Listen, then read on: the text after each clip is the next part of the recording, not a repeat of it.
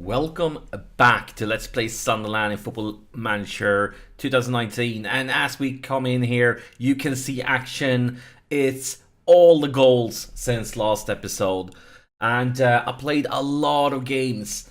We played 6 games since that draw, and it has been a very good time. We have won every single one of those 6 games, but before we get too excited about that, I need to confess that all these 6 teams were really teams that we should be beating.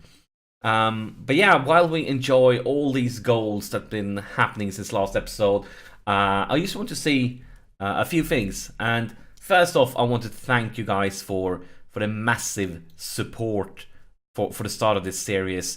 Everybody that liked and commented on the first and the second episode, really appreciate it, guys, because I'm a very small channel, and actually one of the few things you can do that helps me and helps YouTube to notice my channel and show my videos to other people's is actually getting reactions on my videos. People are liking them, people are commenting to them, and also that people are watching the whole video, because YouTube really care about watch time. So massive thank you to everybody that supported the start of this series.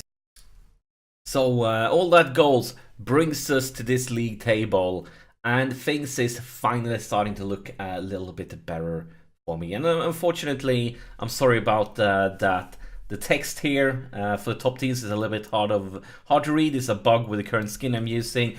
But since last episode, we have climbed the table, and we're now in 3rd place, just behind those promotion spots. But we are more or less there we want to be. We're only 1 point behind the leading team, Accrington. But it's worth mention, Accrington has 1 less game played. But here you can see some of the teams that you just saw with Fleetwood, with Wimbledon, with Oxford, with Gillingham, and so on. We've been playing the bottom teams.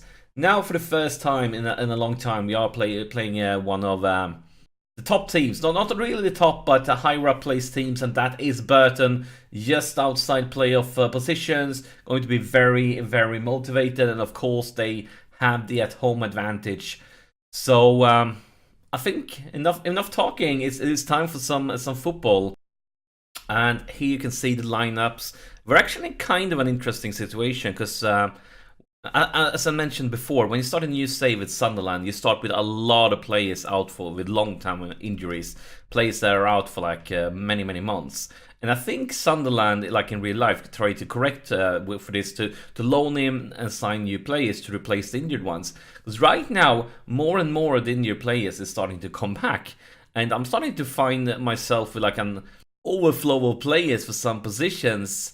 Where I like, all of a sudden I have like 3-4 alternatives for one position, and that's kind of interesting, because that's a luxury problem, and we might end up selling some players in January if we get good offers, because right now when all the injured players coming back, puts us in a interesting position, as I said. One of the guys that come back is he's not on the bench right now. He just played 1 game. Is a striker, and that's actually starting to make a 2-striker formation viable. So I played a 2-striker formation. I think it was 1 or maybe 2 of the games that you guys didn't see. But that's definitely something I will do more, at least for at-home games when we play weaker sides. And as I told you guys before, we were playing weaker sides in the games that you didn't see. We were playing the bottom teams, so that's clearly a something that I want to do more of in the future. Here we're throwing Honeyman. We go back to Honeyman. Goes for Griggs, for coach, and no, well. Back and forth. Oh, I thought we were going to see another cross. Maguire with a free kick instead. And oh, you beauty! Maguire is his 3rd goal of the season. And we are right where we want to be here. Taking the lead away versus Burton. And yeah, I'm happy. I'm very pleased. And as I said, Burton is on their top half of the table. But they are outside playoff positions, I was actually looking through the schedule to see like when are we playing the top teams, like the top 3, 4, 5 teams, and I noticed that all of these games are more or less at the end of the first half of the season. So I think like in December we're going to be playing like all the top teams.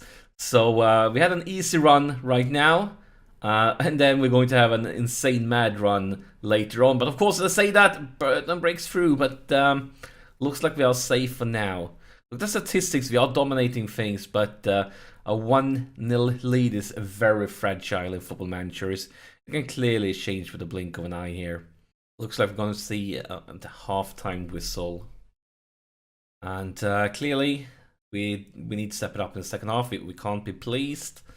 Don't want to make any tactical changes. That's the question. Because, yes, we dominated the statistics, but we didn't get many highlights and we only scored 1 goal. That is the question. I think I'm going to keep it like this for... Well, actually, I'm going to go attacking instead of positive. See what effect that has. But other than that, I'm going to keep this like this for a little bit longer. Then maybe, yes, maybe we're going to see that 2-striker formation. Clock just ticks away here in the second half. But as I say that, we get an highlight. Is Honeyman for Flanagan. Back to Honeyman. Baldwin. Honeyman.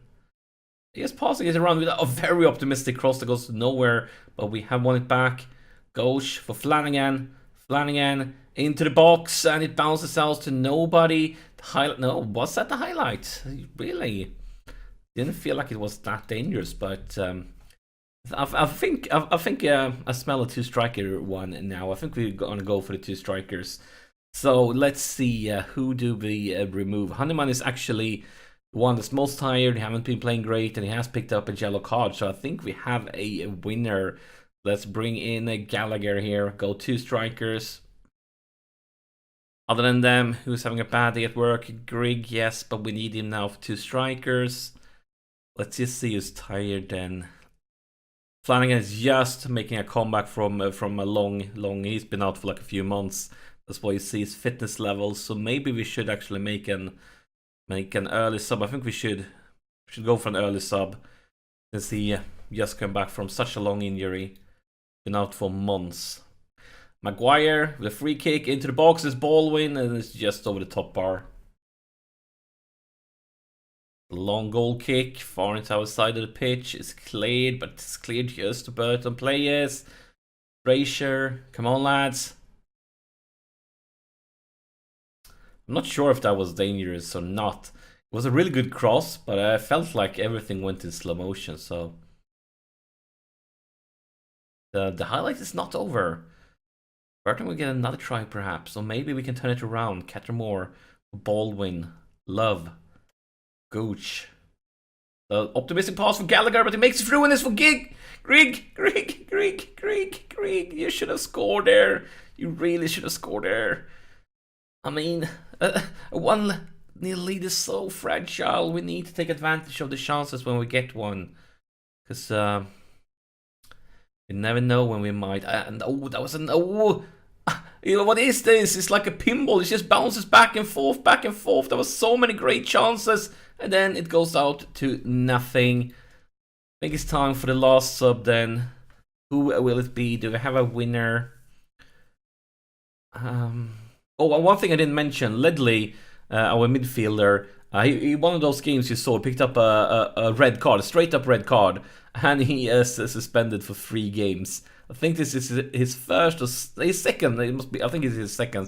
So he should be back in like 2 games or something like that. But it was an ugly challenge, and he probably deserved that 3-match ban. Now, who will it be? Who will get the honor? I think I should go with Gooch. He haven't been great, and he has a yellow card.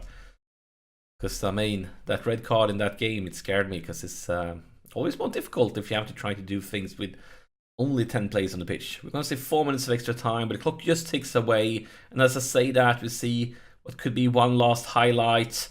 And Grigg breaks through. Come on, Grigg, all by himself. Oh, another miss by Grigg. I'm not sure if what to think about Grigg. He scored quite a few goals. But he has missed, I think, 2 penalties and scored from 2 penalties. And just this game, he has missed 2 pretty good chances. We need a more clinical finisher. But that's a full-time whistle.